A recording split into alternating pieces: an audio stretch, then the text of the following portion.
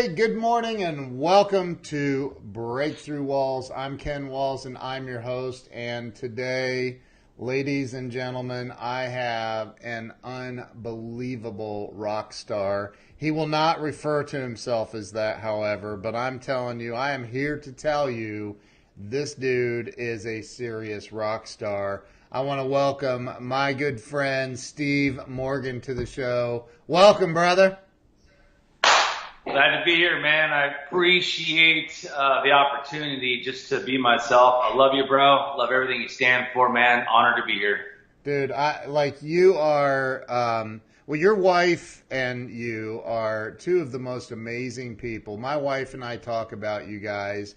Whenever we think of network marketing in any capacity, you guys are the first two people that pop into our heads. So thank you for that. I appreciate it. Hopefully a good thing. I mean, it's a good thing. Honored for that compliment. Thank you so much. I have a hard time, as you know, talking about myself. So appreciate those kind words. Yeah.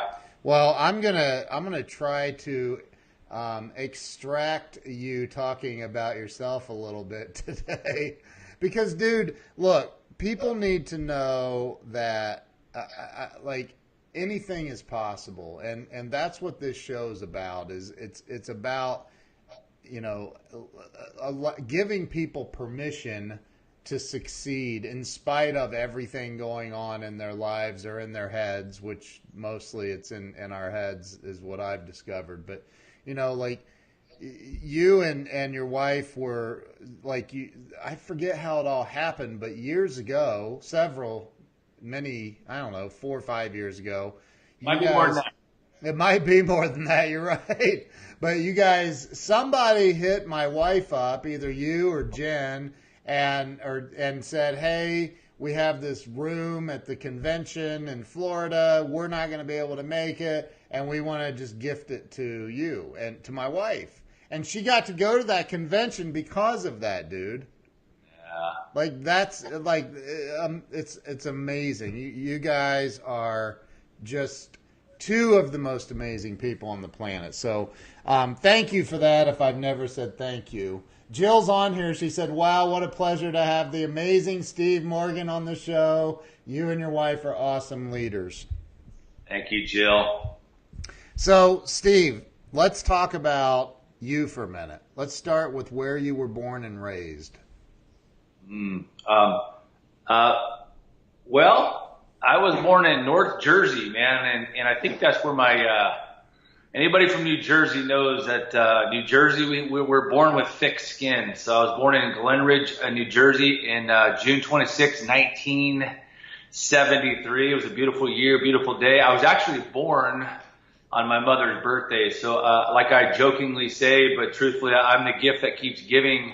I'm sure I've given her many gray hair, and I've given her many of anxiety. So I told her I'm the gift that's always giving to her. So born on my mother's birthday, and yeah, it was a good day. Dude, wow, that's funny. You know, our Jill and I's little girl was almost born on her birthday, almost just a few days before. But so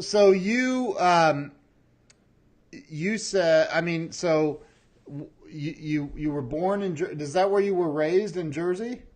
No, actually, fourth generation military. I also served as well. So my father is from California. He joined the service, was stationed out there, met my mother. They obviously got married. My father served 3 tours in Vietnam. She stayed out there. That's where half my family's from, the Italian side. As you can see, I got the hair qualities from the Italian side. Thank God. Yeah. And you know, we lived all over the world. We lived all over the world, Ken, and I'm convinced that's made me the social person I am. A lot of people, when you pick up and move, we've literally have moved 57 times. Jeez. My dad was a career Army guy. I'm thankful and proud of him for his service to our country. But when you move like that many times, you either do one or two things. You freeze up and turn into a hermit, and you can't handle the change. But unlike this guy, you know, I became, hey, you know, every time I went to a new school, every time I went to a new community, I forced myself to get social, and I became the person I am today. I'm sure that's a contributing factor of who I am today. So definitely lived all over the world, Germany, England, name it. We've been in almost every single state in the United States. Wow, dude. By the way, Cindy Clendenin is on here, and she said she's driving and she pulled over. She's sitting on the side of the road just so she can listen to this, dude. That's my girl. She's a great person. Also, also a veteran, proud Air Force veteran there. Cindy's served our country for many, many years. So thank you, Cindy, for on. Hey, and listen, thank you for your service, because that's one thing I never did is that, and I wish I would have. That's the one thing, probably one of my only real regrets in life. But and thank you, Cindy, for your service as well. But so you lived everywhere. Like, where did you graduate high school? Modesto. My dad got out of the service. We moved back to Modesto. Went to a school, Oakdale High School in Modesto. California. And wrestled, played football, blah, blah, blah. Yeah. So finished out school there immediately upon graduation. Without a shadow of a doubt, I knew that I was going to be wearing a uniform in the United States military. Joined the Air Force.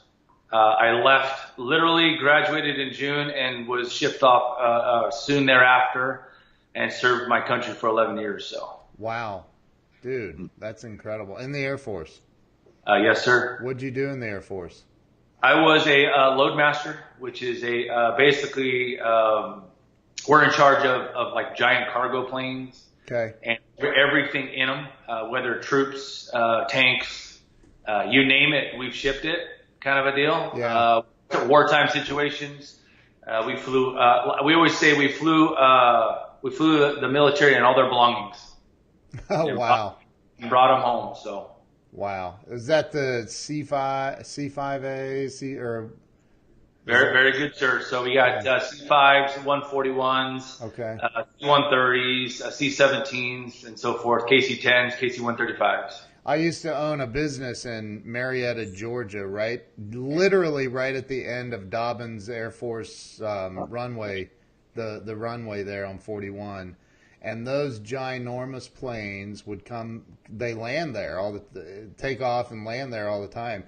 And it looks like they're doing about 5 miles an hour as they're coming in, which we know they're not, right? But they're so freaking big. What is it? You can fit 5 Greyhound buses end to end into one of those or something. They're huge. A lot. And actually they are going slow. And I will tell you this, in a wartime situation, not very cool, if you know what I'm saying. Not very cool, if you know what I'm saying. Yes, we've been shot at, and yes, we have got out of that, thank God. Wow. But they are slow, buddy. They are slow, depending on the weight loads. Yeah, it's insane, man. My nephew, my brother-in-law was an F4 pilot in the Air Force till they retired the F4. And then my nephew was an F-16 pilot in the Air Force. Yeah. So yeah, it's in my family, man. So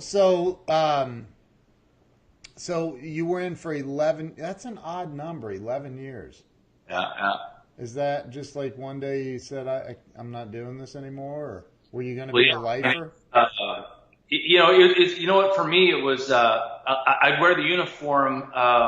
Well, let me put it to you this way: they don't make enough, and I will do everything I can to support our military and them getting rewarded for their time. They do a lot. We do a lot. We have those that have become before us and after us do a lot, and they just don't get paid what they're worth. So my passion to serve my country was at an all-time high. But the problem is, and you'll appreciate this, is I, like you, I'm an entrepreneur. Yeah.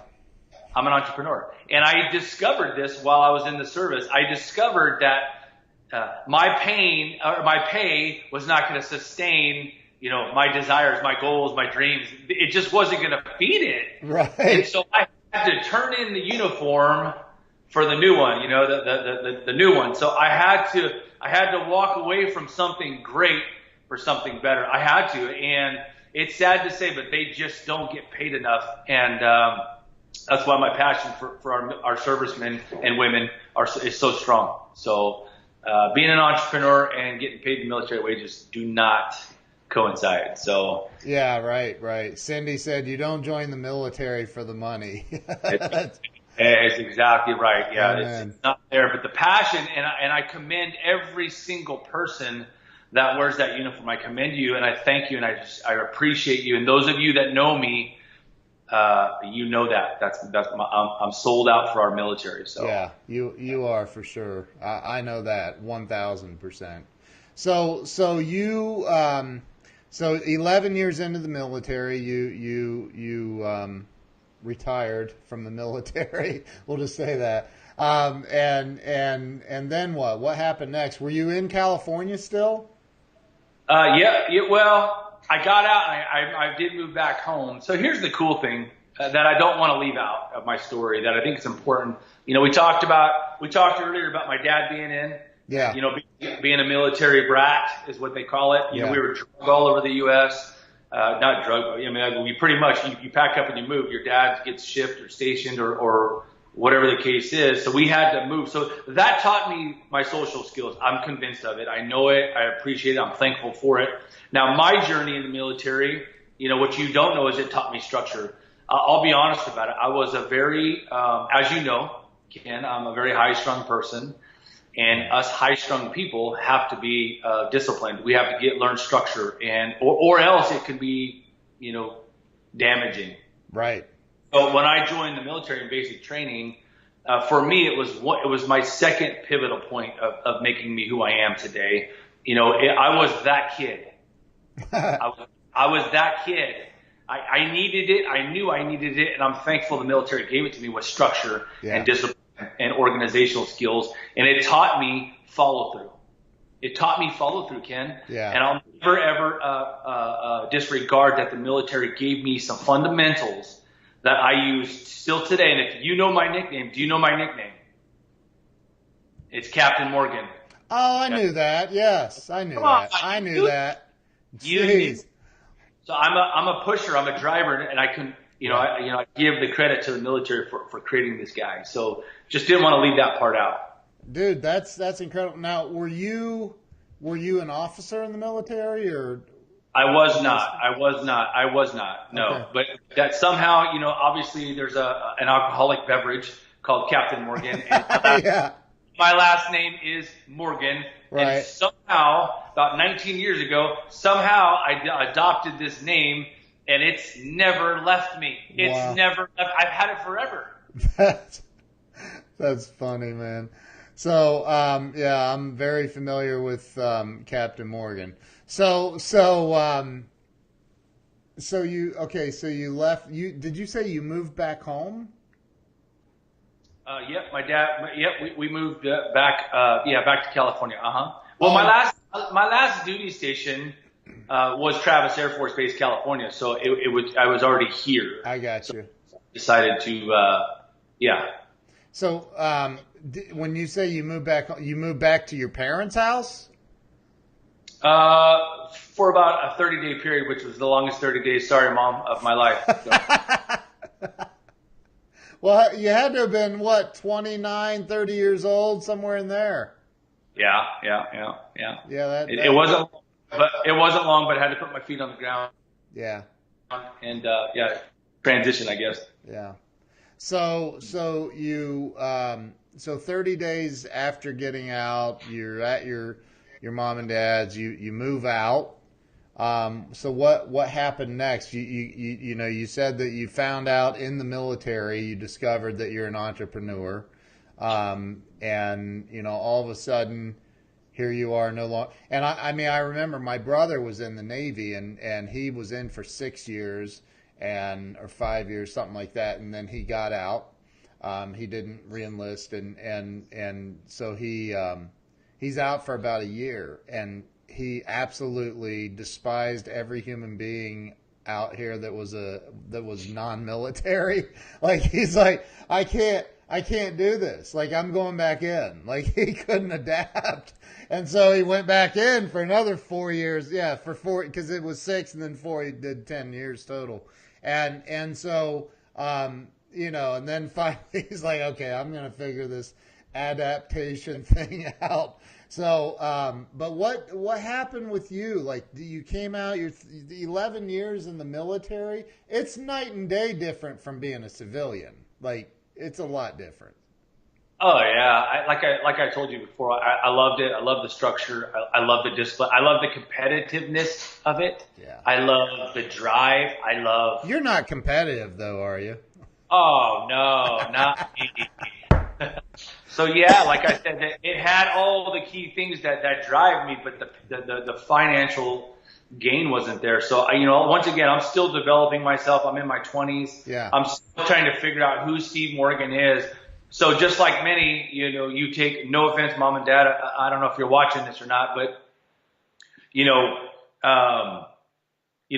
I followed my parents' lead. I went and got a government job because, when you're oh yeah. And really? So I went and got a government job because they preached stability. They preached, go get a stable job and go get, security, job security. So I went and worked for the state of California. No offense to anybody that works for the state of California, but horrible experience. I mean, I promoted 4 times in 6 years just for showing up. It's just horrible. I mean, once again, I'm an entrepreneur. Here I am, just showing up, giving it my all, doing what I do best, and here I am moving up the chain. And then I walked away from that job and I went to corporate America. Have you ever heard of that? Corporate America. I've heard of that. Because a big company, right? Yeah. You get the glamorous titles, and you get in construction, I was a project manager and I had a desk with a window. And now that may sound silly, but if you had a window, you were somebody. Right. You were somebody. Right. It did nothing for me, but I had this job and I went to work for a large company, learned a lot, embraced some fundamentals. And then my wife was like, I remember coming home one day, and I remember it was actually in August of 2005. My wife said, you're stupid. And I'm like, what are you talking about? She goes, you're the smartest guy I know. And not too many people offend me, but my wife Jennifer offended me. She said, you're stupid. You're the smartest guy I know. Go start our own company. Go start our own company. Yeah. And so stupid me, I went and quit my job without notice. I just quit my job, and I made the catastrophic mistake of, starting a company with no capital, no preparation, I knew my drive was there. I knew my passion. I believe that I can do anything. Yeah. My mother bred that into my brain. You can do anything if you put your mind to it. Yeah. So I went out, I started a company, and I built that company from scratch, which I don't recommend. Make sure that you have operating capital. Make sure that you have things in place because, trust me, I have gray hair to prove, from that decision. I ran up $68,000 in debt getting it going. And I don't know if anybody's out there that's watching this, Jen and I are firm believers that debt is probably, as a matter of fact, it's the number 2 cause for marital problems. Yeah. It is. It's a fact. Yeah. Debt is a killer for marriages. Debt is a killer for home. Debt is a killer, for marriages, man. It just really. Well, let me, before we go too much further down that rabbit hole, I want to back up because I don't know that I don't see your wife commenting on here, so I'm not convinced that she's watching this right now. She's probably like, oh, I can't watch. No, I'm just kidding. So let's back up a little bit because all of a sudden you came home to your wife, but I didn't hear about where or how you met your wife. Have you seen my wife? I've seen your wife. She's gorgeous. Chances of meeting her in a gym are highly likely. I met her in a gym. My company hired this woman to train us. Really? Yeah. This is your corporate America job. Correct. That company.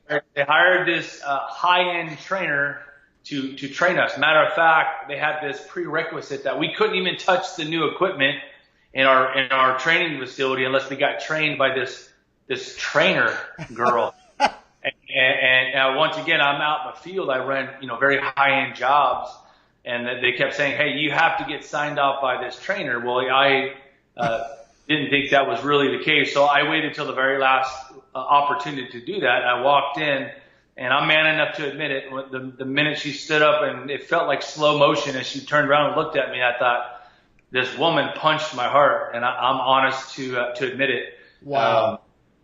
And so I met her in a training facility, and my life was forever changed. Yeah. Wow, dude, you're gonna make me cry. Don't do that. This is my show. You're supposed to cry.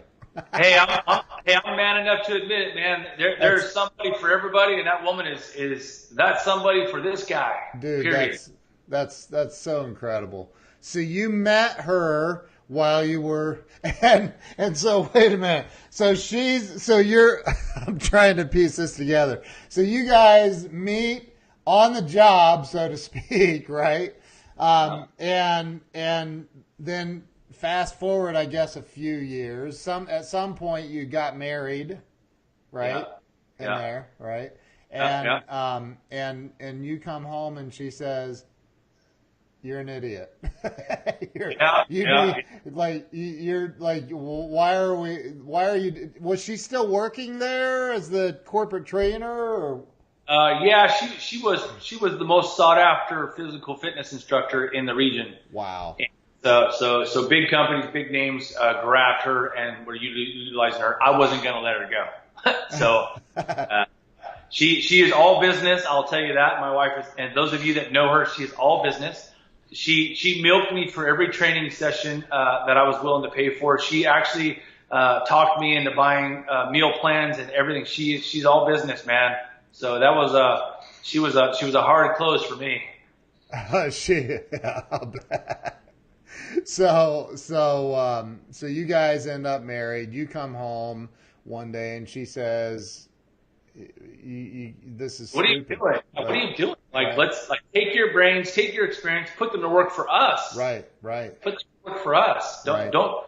We've always had this philosophy: don't make somebody else rich. Do it. Whatever you desire to do it for yourself. Right. Do it for yourself. I love that, man. I'm the same way. I mean, I am when people complain to me about their jobs, I think, well, why are you doing it then? Quit. Quit. Oh, I gotta have, but it doesn't make sense. Dude, I started my company with $20 to my name.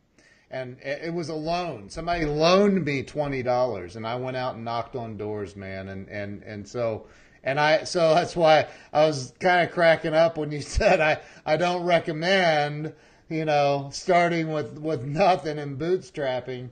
But I truly think that also builds a ton of character. It helps you appreciate what you build in the future, because I've been there. Anyway, so that day, is that the day you quit? Like you went in and quit the next day? Next day. The next day. Next day. She came home. Do you remember the cartoons with a little cloud around the person's head? if there was a cartoon for the minute I told her, "Hey, I quit my job," she was like, "This cloud," I could see it. It was like what? And she was just like, wow. But see, the thing is I believe in myself, and I knew my capabilities. See, and that's what we try to breathe into people. If you truly believe in yourself and what's possible, then guess what? Anything's possible. Yeah. If you believe, if you truly believe in what you're capable of, then anything's possible. Yeah. You can agree in our age that we learn that it's okay to leave something good for something better. It's okay to step it up your game or level up however you want to word that. It's okay to leave something. And I don't recommend, I just want to make sure that we share this, both of them. I'm sure you agree with me. Don't quit your job tomorrow. Please don't do that. That's not what today's about. I disagree. Go quit now. Don't wait till tomorrow. Quit today. Yeah. Make sure that you have a plan in place. Make sure you have a plan in place. By the way, just so everybody knows, I'm kidding. Yes, make sure you have a plan for sure. Yeah. Anyways, yeah, that's, I believed in myself and I knew it was possible. So yeah, But let me ask you a question. Don't you think that, I mean, okay, so you were raised by a career military father. I'm sure there was a ton of structure and discipline in your home. And you keep talking about faith-based stuff too, and I'm sure that was ingrained in you throughout your life as well, which creates a very fine human being at some point. Doesn't mean that as in your 20s you didn't do dumb things, because we all do, right? So, and probably even teens, but still you have this moral compass that points north, and it stays pointing north most of the time, probably. And I think, though, we talk about, don't quit your job. I'm just going to play the devil's advocate for a second here, because I think it's like when you went to boot camp. Did anything occur at boot camp that you thought, there's no way I can do this. I'm not getting through this. It's not even, that's not humanly possible to do what you're asking me to do. For me, I did not. Matter of fact, I can grab my photo is right there. I could grab it, take 2 seconds. I was at the top of my class all the way from day one. I never got fired from my position as a leader in that group. No, my core belief is exactly what you said. My parents, I love them both, thankful for them, wouldn't trade them in for nothing. They both brought two different characteristics to create who I am today. Yeah. And no, I personally did not have that down. I didn't. Did you see it in other people? Absolutely, and I still do to this today. I still see that today in today's age, and that's kind of where I created my purpose, which I don't want to jump way ahead of where I am today, but that's my purpose in life. I try to breathe life into people. My purpose in life is to breathe life and possibility into people. Right. I'm convinced that's why I was wired. All these things that you and I keep talking about have led me to where I am today, ironically. And I'm thankful for it. And I feel my purpose is to breathe life and possibility into people. Right. I think I just saw somebody walk by. That would be Jennifer. There's Jennifer. Hey, when you work from home, right? That's right. So, I guess the point I wanted to try to impress is that there are things that you've faced in life that were unbelievably difficult, right? And yes, somehow, though, you got through it, right? Yes, sir. So, don't you think that it's that pushing through the stuff that you keep telling yourself is impossible to do? Isn't that what is part of character building is? Strength training, whatever you want to call it. Yeah. I mean, just like everybody, just like you, and just like Jill, Jennifer, just like everybody that's on this call today. Yeah. There's two ways to look at things. We learn as we grow. And I think that some people, and it bothers me, but some people take it personal. They don't learn from the lesson that life is teaching them. They absorb it, they make it personal, they let it bog them down and drag them down. My advice to that person is learn from it. Learn from it. As a young man, clearly we stated I was in the military for a lot of years. As a young man, I seen a lot of death. Yeah. I seen a lot of death. And some people, it messes them up in a way that they can't recover. And I'm not putting that down. I love those people, and I am called to minister to those because I can relate. Yeah. For Steve Morgan, it taught me the value of life. It taught me the value of, okay, if that person can die, then I'm going to learn to embrace today as much as I can. I'm going to learn to embrace every day as a gift, and I'm going to try to make somebody's life better. So it's how you interpret our growth, and it's how you interpret our life lessons. Does that make sense? Yep, absolutely it does. So so again, back, I was fired from a job. It's a long story, but I was the top sales guy in this company too. years and years ago. And the next day I started my company. Broke. Like really broke, right? And so that's what I mean is the pain, the pain that you may be experiencing. If you're in a job where there's abuse or there's some like, that's when I said quit, like get away from that crap, right? There's something inside of every one of us that when backed into a corner, you can accomplish things that are not even fathomable to you right now. I can't even say that word, but you know what I mean, right? Yeah. So like when you got in, so you went and started your own business. What you said in construction? Yeah. Really? I had this belief that my dad told me that the harder you bust your rear end with a capital A, the harder you bust your rear end with a capital A, the more you're going to have in life. I disagree with that to this day. Do you really? There's a lot to be said about working smarter, not harder. And anyway, so back then I had that philosophy. I went in, I'm going to kill myself. I'm going to break my back. I'm going to give the 16, 18 hours a day, 7 days a week. I'm going to do what it takes to be successful. Wow. So you don't think it's about hard work? I do believe in hard work, but I think there's a smarter way. Yeah. I do believe that, and I'm not putting down any construction worker or anybody that kills themselves. I just think there's a smarter way, because what you don't understand is construction impacted my knees. Construction impacted my back, not in a good way. So for me, it pushed me into this new industry that I had no idea I didn't even know about network marketing. I didn't even know about this industry. I was forced into this industry because of my body. Really? Yep. It was an accident. It was a fluke that I found this industry that I now love and call home. I was a fluke. It was by accident that this happened. So, because you were in pain, your body? Well, yeah. I mean, I had to figure out a better way. I had to figure out something had to change, or I wouldn't walk in my 60s. I mean, you got to understand when you're out doing manual labor, and I thank every one of you guys that are watching this that do that. I commend you and I appreciate you because I can relate. Once again, I can relate. Yeah. And so a friend of ours introduced us to this industry. At that point in our life, remember, we were $68,000 in debt. Yeah. You remember that? Do you remember that mistake I caused? Yeah. Do you remember that situation that I caused? Yeah. We were forced into this industry because we needed an additional stream of income. Right. We needed it, Ken. Like we needed it. Right.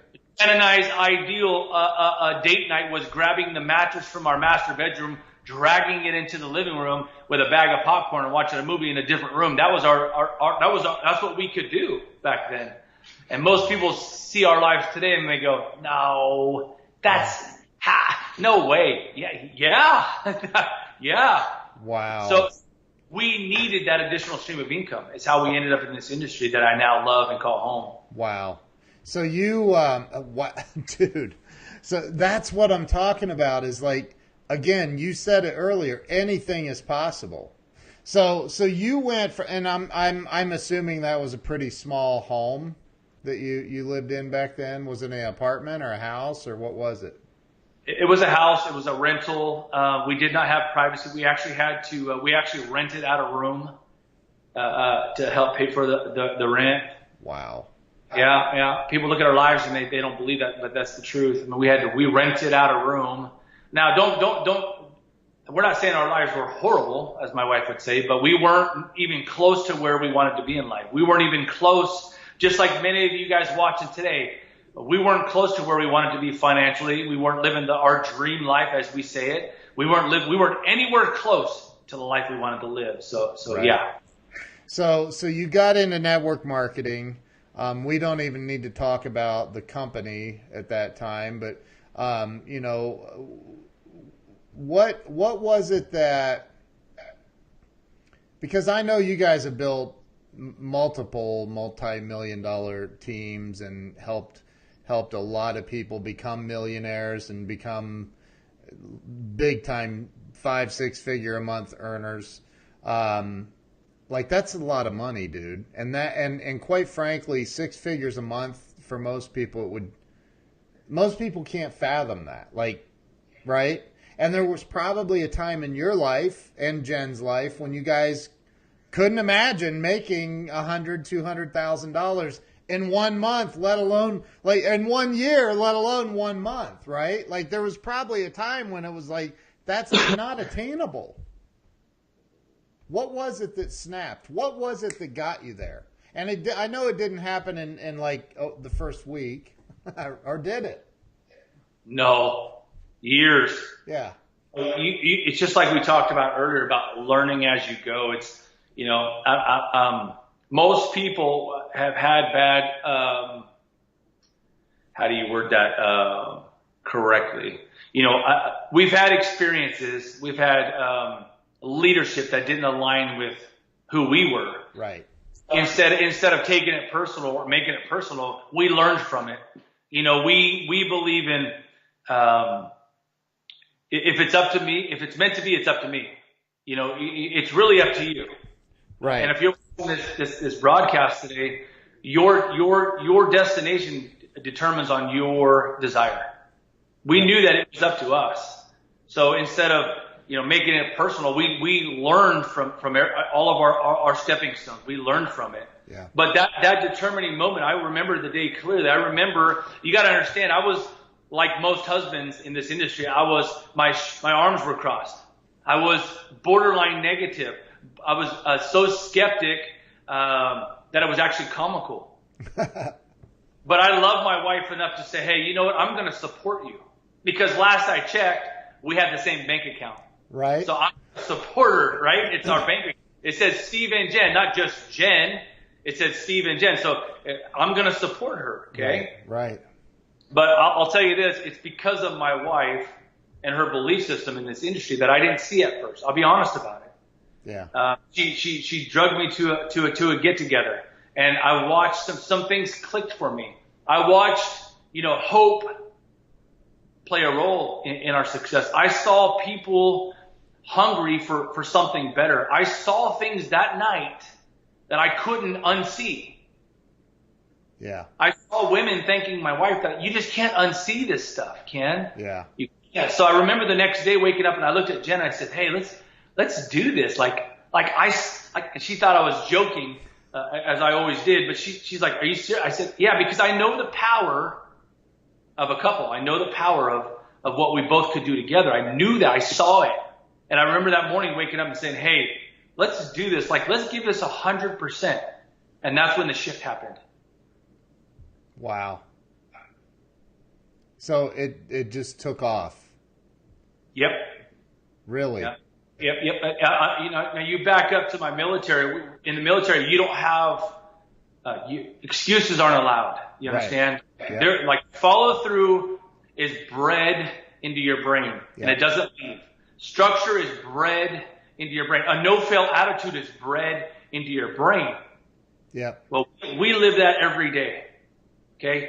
If it's possible, I'm going to do it. I'm that guy, Ken. I'm that guy. Yeah. If I can change somebody's life, I'm going to do it. I'm going to breathe the possibilities into somebody's life. I'm going to do it. Wow.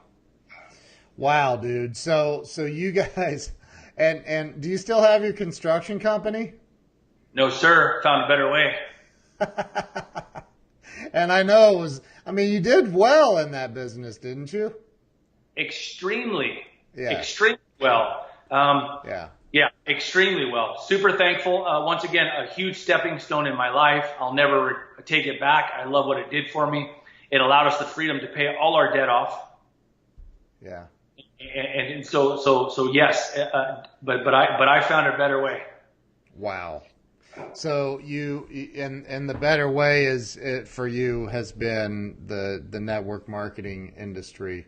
And again, I know a lot of people in the industry. So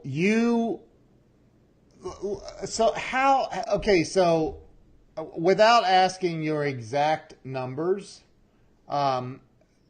I don't know what you're allowed to talk about or what you want to talk about, but I'm going to ask it anyway, and you can say I don't want to talk about that if you don't. What's the largest number of people you've had in your downline? Ballpark it. How about that? We are just under 17,000. In our 17,000. in our personal organization, correct? That's insane. Okay, so like that's huge. That's a lot of people. So, and for those of you that don't understand that, you make a little bit of money off of each and every one of those people almost on a monthly basis, if not monthly. So, but my question is this, because most people go from here, I have zero in my downline, to, or I don't know anybody, or I'm not a salesperson, or I wasn't in the military. I'm great at making excuses. I'm kidding. But you know what I mean? Like they have all of these reasons why they can't or won't or don't want to, and yada, yada, yada. And my question for you is, how in God's name and everything else holy would a person go about creating an organization with 17,000 people on your team? How's that happen? Well, I may sound very cliche, and I don't mean to, because I don't believe in that. But here's the secrets, right? Here's the secrets. There's sayings. I'm going to share a few sayings, and most of you guys have heard these sayings, so it's going to sound cliche. But change your circle. If you surround yourself by people that push you and that want more for you, guess what? Chances of you succeeding are going to be highly likely. Right. Okay. There's another saying, show me your 5 friends and I'll show you your future. That freaks so many people out but it's truthful. Yeah. And sometimes the truth hurts. Here's the thing is, you're in control. And I'm speaking to you on this call. You're in control of your future. You're in control of your financial status. You're in control of your bank accounts. By the way, you're in control of your tomorrows. If you don't do something today to change those, guess what? It is not gonna change. So the sooner you grasp that, the sooner that you allow that to permeate your heart, guess what happens? You're in control of your tomorrows. Wow. I'll add to that. Who cares about yesterday? It has absolutely nothing to do with today or tomorrow. It doesn't. Who are you kidding yourself? That's like walking forward with your head facing backwards. You're gonna stumble, you're gonna fall. It's a proven fact. Turn your head forward, focus on your tomorrows, embrace your todays, and guess what happens? Endless possibilities. Wow.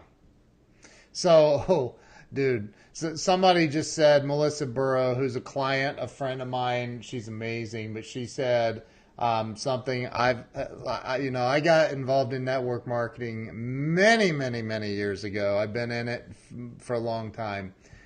She said pyramid, right? So a lot of people have this, and again, everything in life is a pyramid, but I'll let you explain that. How do you, when people say, is this a pyramid, one of those pyramid schemes? How do you answer that? Well, Melissa, I love you and I appreciate you for sharing that. And I don't know that she meant it in a negative way. She just said pyramid, right? I'm glad that she brought that up. It's a very valid point.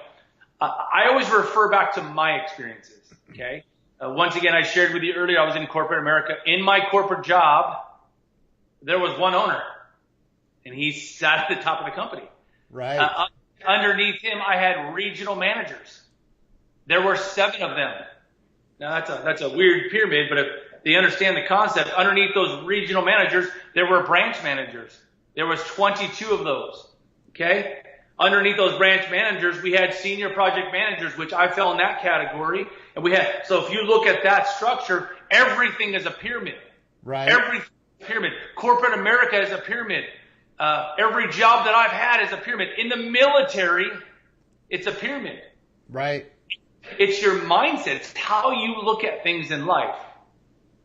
Yep. It's look at things in life. So just about everything is a pyramid. And she says, I have many friends in network marketing, LOL, not a negative question, smiley face. So I knew that she's definitely not like, but I know this. Look, and putting her question to the side, I've heard that so many times. So many times, and I'm sure you have. Is this one of those pyramid things? Is this like one of those, aren't those illegal and blah, blah? Yes, those are illegal. This is not a pyramid. But anyway, so, I think that, unfortunately, there is a lot of negative, there's a lot of negativity about network marketing, yet people sit in traffic. You've seen that meme with the 10,000 cars sitting on the freeway and rush hour, and the meme's like, tell me how much you love your job again, or something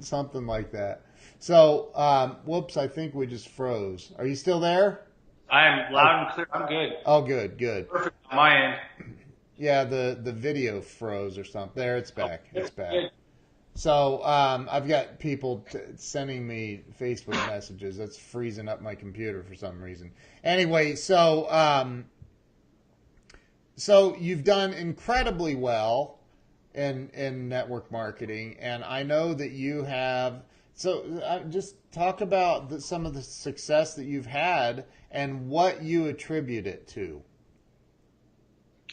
We talked about learning. We talked about earlier about stepping stones. We talked about things in life that make you who you are. I think that we've had a lot of examples, and this may sound very harsh, and it's not meant to be, but it's the fact, and I'm a truthful person. We've had a lot of leaders in our life that taught us what not to be. Yep. We've had a lot of examples of what not to be. And instead of taking that personal and making it personal, Jen and I said, okay, we're not gonna do that. We're not gonna lead that way. We're not going to be false. We're not gonna give false hope. We're not going to mislead people. So we took all of these experiences of what not to do, and we excluded them out of our life, and we led with our heart. For Jen and I, we believe in transparency. Yeah. We believe in being 100% truthful. Yeah. It has served us so well that when you type in Steve and Jennifer Morgan, and I'm not bragging about myself, but if you we have an impeccable name because we believe in truth and transparency. Yep. Because you can't strip that from somebody. You can't remove it. It is the solid foundation that's what's made Jen and I who we are today. Yeah. I believe that, dude. So, and one of the things that you and I were talking, I don't know, a week or two ago, and I love our conversations, by the way. So do I. You mentioned that, and I won't mention I don't even remember the exact number, but how many 5 and 6 figure a month earners you have in your organization, and it's huge. I mean, huge amount of people out of 17,000 plus people in your organization that are on your team. You have a lot of people making 5 and 6 figures a month.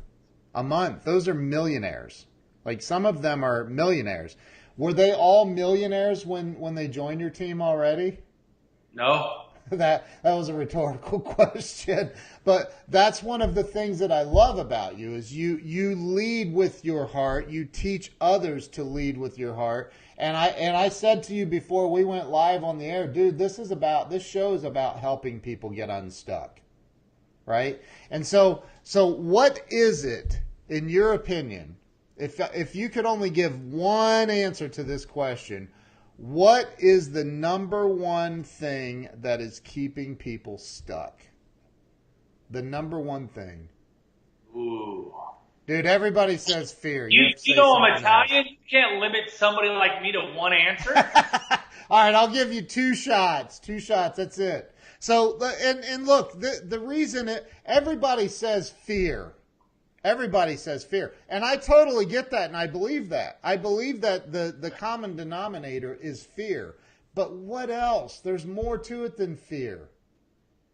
Yeah, it's lack of belief. It's horrible. It's one of the things that drive me nuts about somebody. You know, so many people don't believe in themselves. They don't even believe in their capabilities. And it drives this guy nuts because look at it. Stop telling yourself it's not possible. Stop telling yourself that you're not worthy. Stop telling yourself that. It's a lie. It's an internal lie to yourself. It's a lie. You are capable. You are possible, but you have to be willing to do that. So if I had to choose one, it would be a lack of belief, self-belief. It's horrible. And it's a disease, by the way, that's curable by actions. Boom. By action. So I've never jumped. Have you ever jumped out of an airplane? Yeah. Of course you have. Hey, more times than a human person should, but hey, it is what it is, right? Okay, so I have this. I'm not really afraid of heights. I'm afraid of the sudden stop if things don't work out, right? So like I watch these. Like I'll watch a video and they'll do that stupid camera angle off the Empire State Building straight down, and I'll get that weird panic attack feeling, and then or I'll see somebody skydiving, and it looks so peaceful. It looks so unbelievable. It looks amazing. And it's something I would love to do. But again, I have this unbelievable fear that would literally paralyze me from even entering the gates of the airport to board the aircraft to skydive. I wouldn't so how do you get past something like that? Because it's the same thing with a network marketing business or owning a traditional business or anything else. Is it possible to push somebody past that? Yeah, I mean, you know what it is, Ken? It's the what if. You know, it's too many people. What if is like a quarter. It's like a coin. You know, it has two values. It has two sides. Same value. One is damaging, one is positive. What if is the key thing that I teach people. What if? People say, well, what if I fail? What if you don't? What if I don't succeed? What if you do succeed? It's your mindset. Right. See, the sooner you shift this is it. We all have it, but this is it. See, what if can be just as damaging as it can be positive. What if you succeed? What if this is your time? What if it's possible? What if what if? Stop what ifing the negative and start what ifing the positive. There's two sides to it. So I breathe the possibilities of what if. And I teach people to get rid of the negatives of the what if. What if can be just as powerful if you look at it from the right perspective. And it's all right here. Dude, that's so powerful. That's so powerful. You love the stay-at-home moms. I love the stay-at-home moms. Now, you got to understand something. I live in an industry which is like 78.5% women. No, not all men are creepers. No, not all men are, but I love the stay-at-home moms. I do. You want to know why? They're probably the most strongest women out there. Yep. And I love creating those stories. I had a girl, Shannon, I met her 16 months ago. She had that wavering belief. She met a guy that pushed her in areas that she probably wanted to punch me many days. But if she was on here today, she would tell you that, if you believe in somebody, if you breathe life into somebody, you teach them the other side of what if, anything's possible. She's one of those people now that are making 5 and 6 figures a month. Wow. She never had this kind of system. It's all your belief system, Ken. It's all right here. Dude, that's incredible. That's absolutely incredible. Wow. So, Melissa Burrow said, working moms too. Yeah. Hey, okay. Hey, maybe my words are pertaining to a certain conversation. Yeah.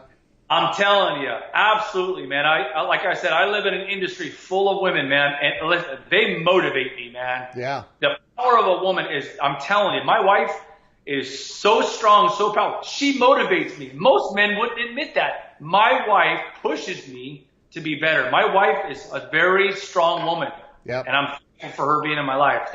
So Melissa, thank you for being a strong. You already know I can relate. Oh, okay. So, Jill's another one, exactly. She is, man. So let me ask you this, and dude, we're already at the end of an hour. Can you believe that?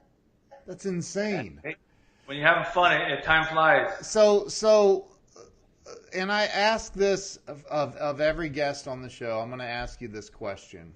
This is always the last question I ask too, just about. That question is, are you looking at Jen? Is she right there? No, I have like 30 turkeys walking right past my window. I'm sorry, but 30 turkeys? Yeah. Oh my God. So of course, I'm getting my gun. I'll be right back. my peripheral caught the movement. So sorry about that. Oh my God, that's so funny.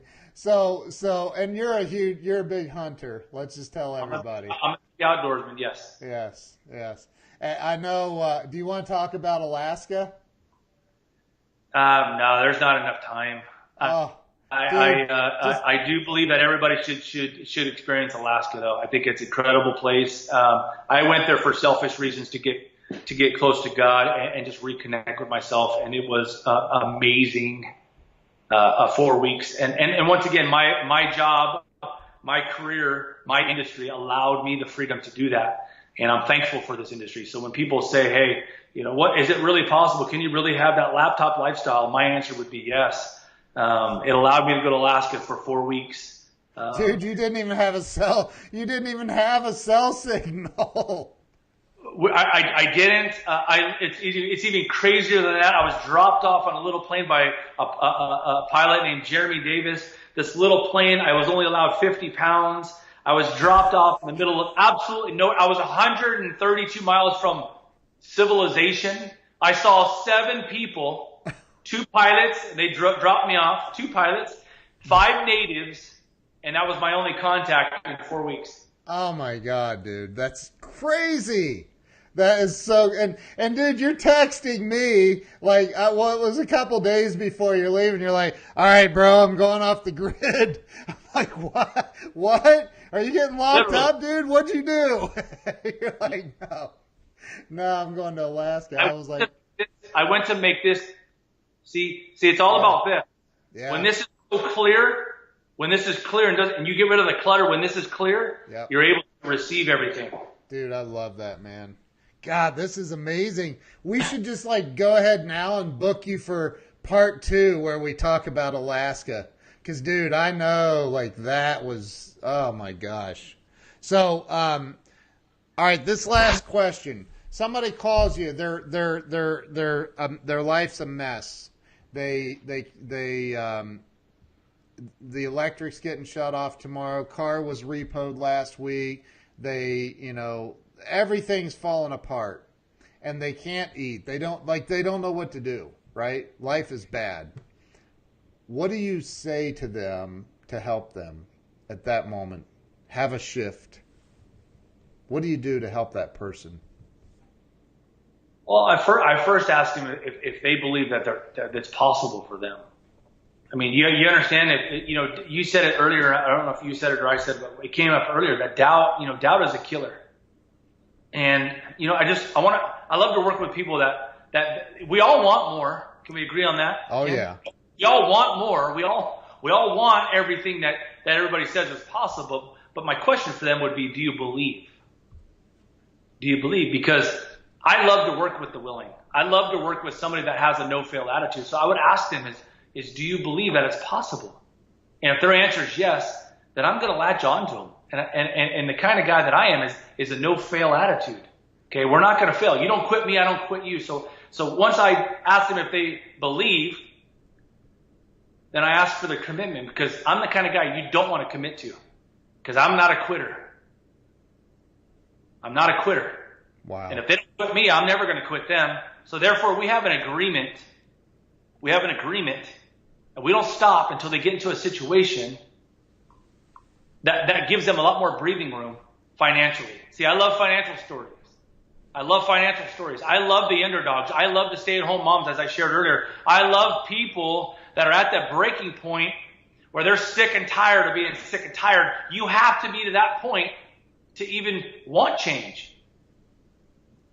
Wow. So I prefer people in that state of mind.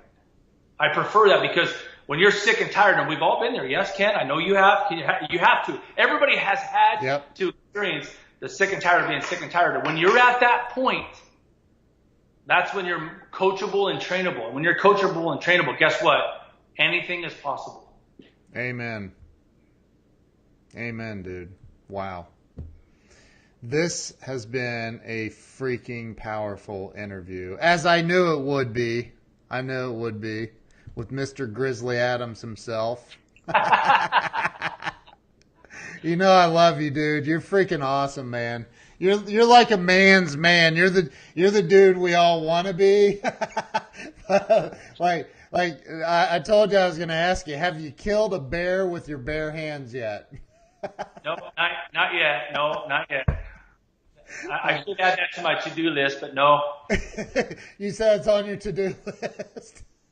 Now, on part 2, when we talk about Alaska, let's just say I was a little too close to him than I cared to be. Okay. Right? Yeah, I know that story. Holy moly, dude.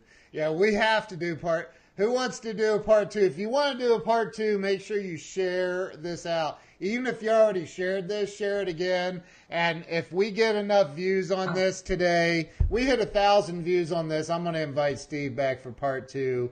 And we'll just say the Alaskan journey. Because, dude, it was 4 weeks, and it was intense. Yeah. There was not a dull moment, I'll bet.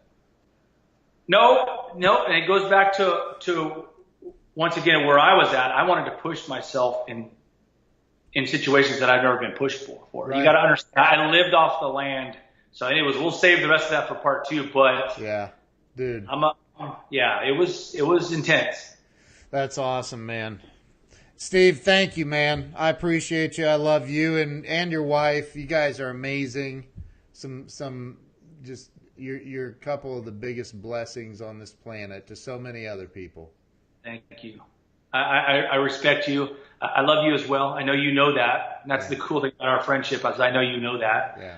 I'm honored to be here today, and I love your heart. I love your heart, man. Thank you, dude. Thank you. Thanks for coming on. I know you're busy. Appreciate you taking the time, bro. Okay, buddy. You guys have a great day. Thanks for letting me be a part of it. Thank you. Appreciate it. You guys all have a great day. We'll see you tomorrow. Steve, don't hang up yet. Don't hang up. We'll see you guys tomorrow. Have a great day.